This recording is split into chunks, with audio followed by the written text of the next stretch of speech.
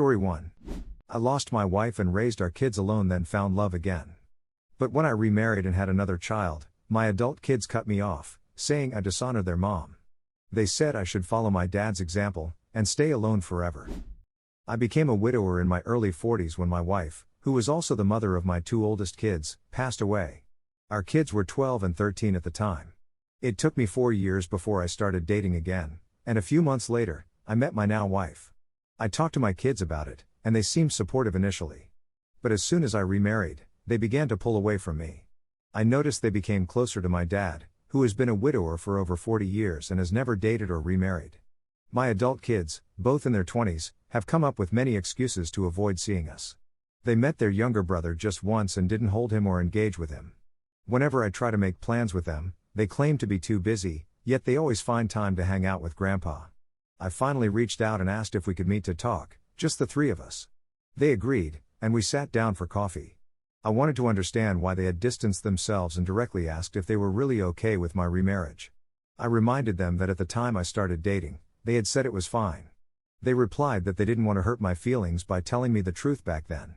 They told me that my dating changed how they viewed me. They had seen me as someone loyal, who loved their mom as much as my dad loved my mom. I had thought I was moving on while my dad never did. To them, my decision to date again felt like the end of our family, and they admired their grandpa's commitment and wanted to follow his example instead of mine. They expressed that I dishonored their mom by moving on and loving someone else. I asked if they had always felt this way, and they said yes. They shared that they were really disappointed when they realized I was considering dating again. I told them I felt just as disappointed that they judged me for remarrying. I will always love their mother, and hearing them accuse me of dishonoring her was painful. They told me I had started over, even having another child, and said I should focus on that since they no longer wanted to be part of the family. They insisted I didn't have the right to be disappointed in them, given that I had a perfect example of what dedication looked like growing up but still chose to move on. After that conversation, they left, and I haven't spoken to them since. That was not too long ago. So, am I the one in the wrong here? Relevant comments. Commenter 1. My sister's husband passed away when their children were just 10 and 5 years old. About 7 years later, my sister got engaged to her second husband. At 17, her eldest child struggled with this change. She believed their family was fine as it was and couldn't understand why my sister wanted to remarry. I asked her if she planned to be her mother's companion for life, and she just looked at me. It was clear she hadn't thought about that because she was independent and had her own college plans. This conversation made her realize that their lives would change as they grew older and eventually moved out. She began to understand that it wasn't fair to expect her mother to stay alone forever just because her first husband had passed away. Commenter 2. Tell them you hope they never lose a partner young and have to face the rest of their lives with nobody but ungrateful children. Ask them what you were supposed to do, mourn forever, switch off your life? Your father may have chosen to do that, but it was his choice to make. Commenter 3. Your kids were too young to give you honest feedback at the time. Teens are complicated, they may not have been able to foresee how they would feel. Story 2. My dad walked out when I was 10, and never looked back. No birthdays, no graduation, not even a text. Now he's nothing but a name in an obituary, and they're calling me cruel for not mourning him. I'm a 30-year-old guy, and when I was 10, my dad left us. It wasn't dramatic, no fights or shouting, just him telling my mom he couldn't handle it anymore and then walking out. There was no shared custody, no weekends with him, not even birthday cards.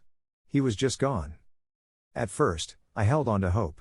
I eagerly awaited letters in the mail, sometimes thought he might suddenly appear at school, or I'd get a call from him explaining everything. But none of that ever happened. My mom really stepped up, working long hours, helping with homework, and being there for every school event. She gave everything she had, while he gave absolutely nothing. I grew up and graduated high school, and he wasn't there. I got married, and still nothing from him. When my child was born, not even a text. Eventually, I stopped wondering where he was. I built my own life and my own family without him, moving on and letting go of the hope that he'd return. Then, 2 years ago, I got a message from my aunt. My dad had cancer and wanted to reconnect. He started sending letters and leaving voicemails, expressing regrets and asking for a second chance. My aunt said he wanted to make amends before it was too late. But I didn't respond. To me, I wasn't someone important to him, I was just a loose end. Where was he when I was 14 and hurting? When I was 19 and stressed about rent? He wasn't there when I needed a father, just a stranger hoping for peace as he faced death. He passed away 2 weeks ago. My aunt urged me to attend the funeral, saying he hoped to see me one last time. But I spent years wishing he'd show up, and he never did. Now my family's frustrated with me, calling me cruel for not going and saying I should have sought closure. But honestly, I already found my closure. It came quietly, somewhere between growing up without him and realizing I turned out all right. Am I the bad guy for not mourning a man who only remembered me when he was running out of time? Relevant comments. Commenter 1, he abandoned you as a 10-year-old child. He chose to do that. You and your mom didn't have a choice. It's not about holding a grudge, it's about remembering how he treated you. Just because he was dying and wanted absolution for being a bad parent, doesn't mean you owe him anything. Your family members that are upset, probably weren't abandoned by their fathers when they were 10 years old. You owe him or anyone else nothing. You had to live this, they didn't. Commenter 2, regret doesn't entitle someone to redemption. It isn't some magic fix after years of silence. If he wanted redemption, he should have shown up when it actually mattered, not when it was convenient for him. Commenter 3, he needed the closure, not you. He definitely only did it for himself. At this point, I'd cut the aunt off too. Doesn't sound like she held him accountable, but wants for you to be accountable for his regret. You held your boundaries, and you should be proud of yourself. Your mother did a great job showing you what you deserve, and you didn't settle for less. Don't question yourself. Love Reddit stories? Hit subscribe and come back daily for more. Story 3. I built a life with a man I thought I knew. But he had a second fiancée, teenage kids, and an entire secret family. I found them on Facebook, and now I can't breathe from the pain. Plus 2 updates. This situation has been absolutely unbearable for me, and I'm feeling completely shattered. My husband, who I've always thought was my rock, has been unfaithful for over 17 years. We've been married for more than 25 years and have 3 amazing kids, 2 in college and 1 still at home. It's really painful to realize he's been living a double life all this time. He works as an insurance broker and travels a lot to manage different branches across the country. I found out that during his time off, he's been with another family in Albuquerque, which is where one of his branches is located. He has a fiancée and 2 kids with her, both of whom are teenagers. I stumbled upon this awful truth when I was trying to create a new Facebook account. When I typed in my husband's first name, another profile popped up with a different last name, leading me to discover his fiancée and their kids. Right now, he's with them, and I know it was him because I saw a recent post of him having dinner with them. There were pictures of him being affectionate with a woman and playing the role of a dad to kids who looked just like him. I've never felt more devastated. Part of me wants to confront him angrily for destroying my life, but another part of me just wants to ignore it and pretend everything is fine. Even though our life together has been pretty peaceful, and he's a great father and supporter for our family, he's clearly being loving towards this other family as well. If I choose to confront him, it could tear apart our family and hurt them too. Right now, my heart is breaking, and I've cried more than I thought possible. My youngest son is on a graduation trip with friends, so I'm here all alone until my husband comes back. Everything feels completely shattered, like I'm in some sort of movie. I keep wishing he'll come home and that this will all end up being a misunderstanding about why he seems so close with another woman. I really don't know what to do next. I feel like I should pack a bag and leave. I can't stay in the house where we raised our children and have celebrated every holiday for 26 years while he's been out working hard. It's just too overwhelming. Part of me wants to leave him a note to let him know how much he's hurt me, but I wonder if that's the right thing to do. Honestly, I have no idea how I'll face him again. Update 1.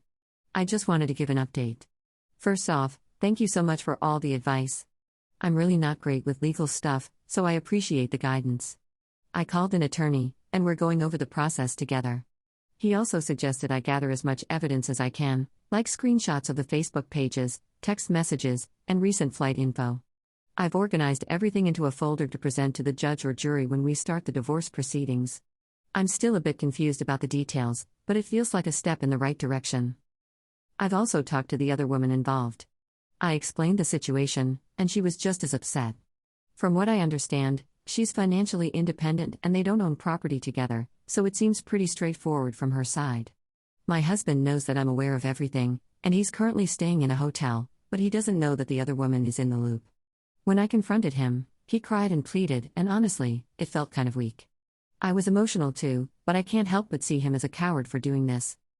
That said, we both have our names on the property, so I can't just kick him out, but he's opted to stay away for my sake. I keep thinking if he cares about my feelings enough to stay away, he should have considered being faithful too. Despite everything, he's still in a hotel downtown and calls every few hours to check in. I'm not really sad anymore. Well, I guess I am, but I'm more angry than sad right now. My kids still have no clue, and my youngest thinks their dad is just away for work in Albuquerque because of a business issue. I'm also unsure how to explain that they have 2 half-siblings and 2 parents, one of whom has an extra backup parent. Honestly, I feel really unappreciated and unwanted lately, but your kind words have meant so much. Thank you all again. Update 2. Hey everyone, I just want to take a moment to thank all of you for your kind words and support. It has really meant a lot to me during this tough time, and I'm honestly amazed by how much kindness I've received. Thank you all so much. Now for a quick update. I won't dive into the details of the divorce since it's still a work in progress, but I want to clarify that it is definitely happening. I know some people were worried I might stay with him, and there was a time when I considered it, but I'm moving forward with the divorce. I've cut all contact with him, and any communication is strictly through our lawyers now. He has officially moved out, and my middle child has come back home to help out during this break. As for the kids, to my knowledge, they've mostly stopped communicating with him, but I haven't asked them about it since it's not my place. Thankfully, custody isn't an issue since my youngest just turned 18. We've also been in touch with the other family, and we even spent Christmas together. It was a little awkward at first, but his ex-fiancée and I are doing our best to bring the kids together in a positive way. That's all for now. I'm going to take a break from Reddit. I'll focus on living my life and supporting my kids through this transition. I'm truly thankful for all the support and love you've shown me. Take care, everyone. Relevant comments. Commenter 1. Serves him right for the ex-wife and the ex-fiancé to become friends and leave him out in the cold. Maybe he'll start a third family. Commenter 2. Your youngest is 18, and he had an affair for 17 years, so he must have started cheating when you were postpartum. He sucks. Commenter 3. Wow. The audacity of that man to cry to his emotionally distraught wife when he caused all of this pain she's going through. Story 4. My husband said he wanted to leave me, and I was relieved. But after one wrong text, he flipped, refused to move out, and put his hands on me. Now he says he still loves me. But I see the man I should have left years ago. Plus one update. About 2 weeks ago, I was headed to a work outing with my coworkers when my husband asked to talk. He told me he had met someone new and wanted to leave me. We've been together for 15 years, married for over a decade.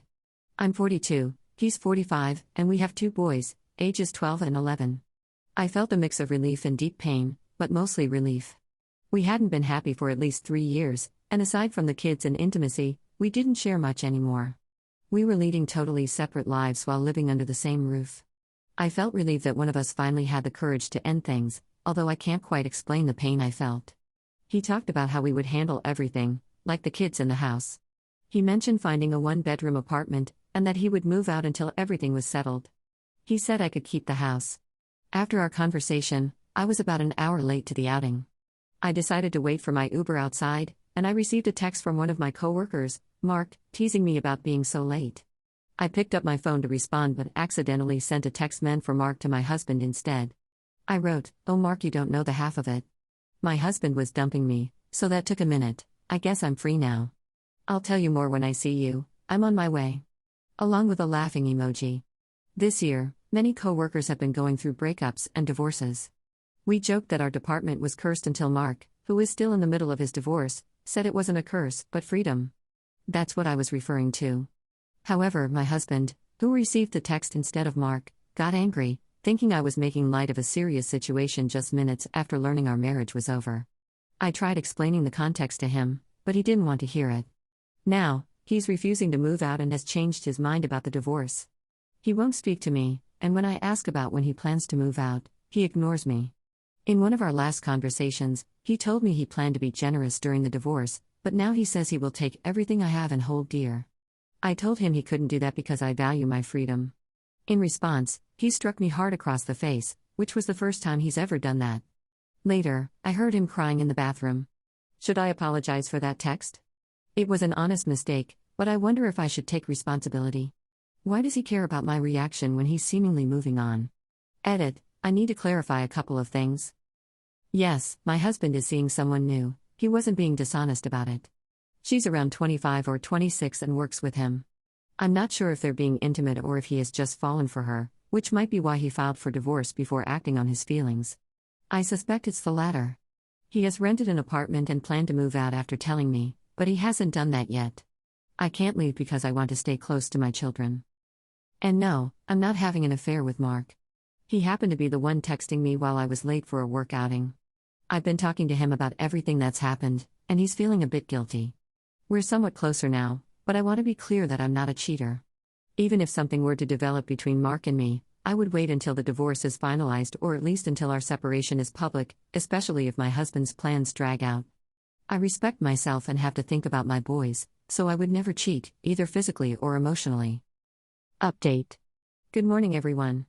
I have some good news. I found an apartment that will be available in September. I feel relieved because it means I won't have to stay in a situation with an ex who is uncertain about what he wants. I plan to file for divorce once I move out with my children. I hope he will handle things civilly.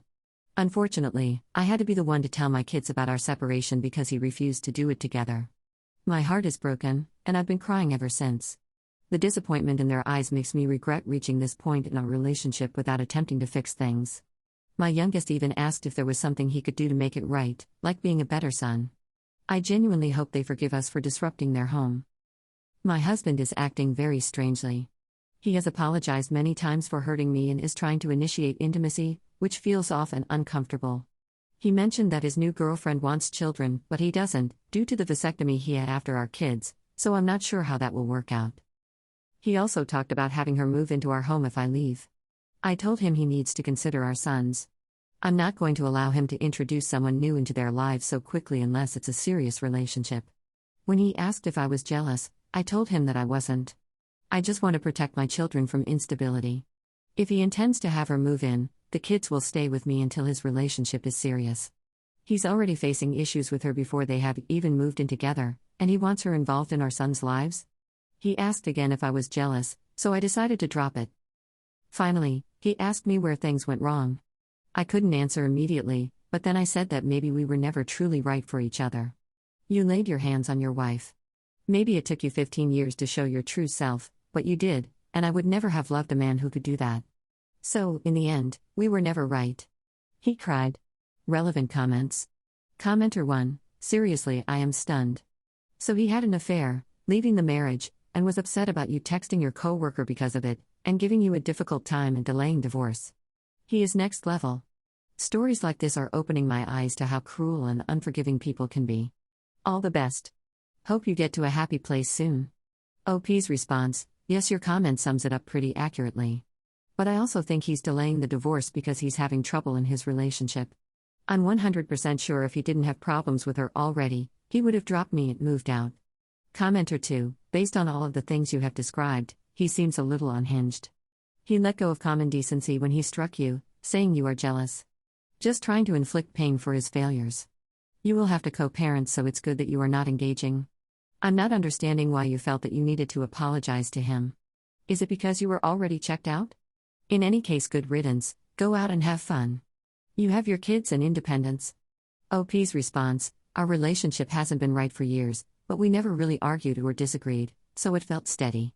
I think he met someone new and it brought some excitement back into his life, but then they started having their own problems. He's never been good at handling loss, and I imagine my sense of freedom feels like he's struggling or losing something. I suggested he look for someone who's at a similar point in life, or at least a single mom or someone without kids. It seems a bit unrealistic for him to think a younger woman would want to take on the life of a 45-year-old.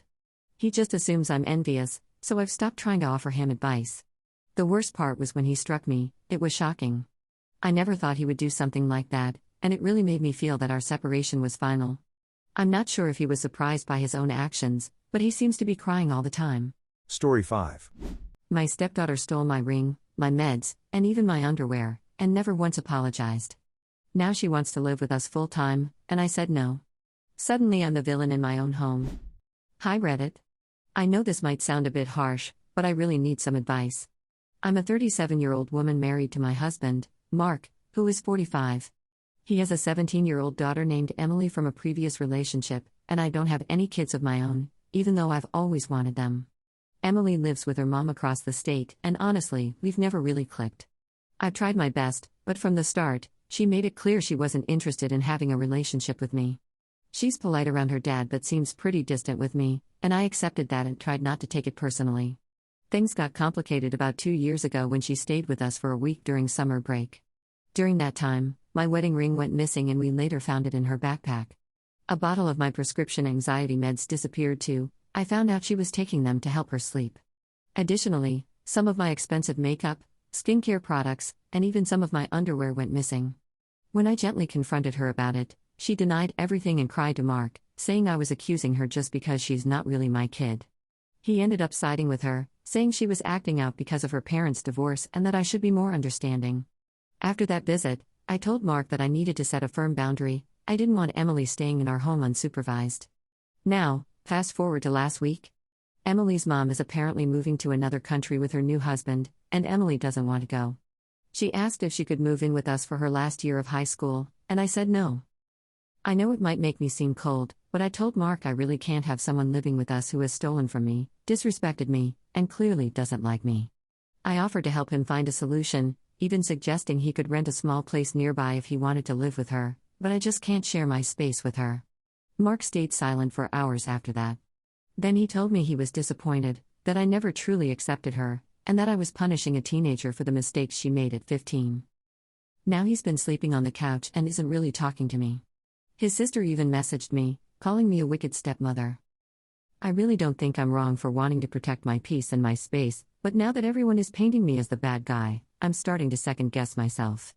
So, am I the bad person for not letting my husband's daughter move in with us? Edit. Hey, I've been seeing some comments asking for an ETA, so here it is. A few points to consider. The house is mine. No, I didn't know he had a kid until a few months after we got married. Crazy, right? No, she has never apologized or acknowledged how she acted. I still haven't gotten most of my stuff back, and I've never received an apology. I did suggest therapy, but both of them refused. Thanks so much to everyone who has been kind, supportive, and offered advice. I'll do my best to keep you updated. Relevant comments. Commenter 1.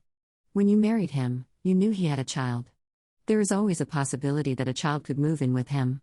What if her mother would have passed away? I would have a serious conversation with her father. Explain yourself, and you make sure you have common household rules and boundaries. And then talk with Emily. She may have grown up. If she apologizes, and is truly sorry, I would reconsider.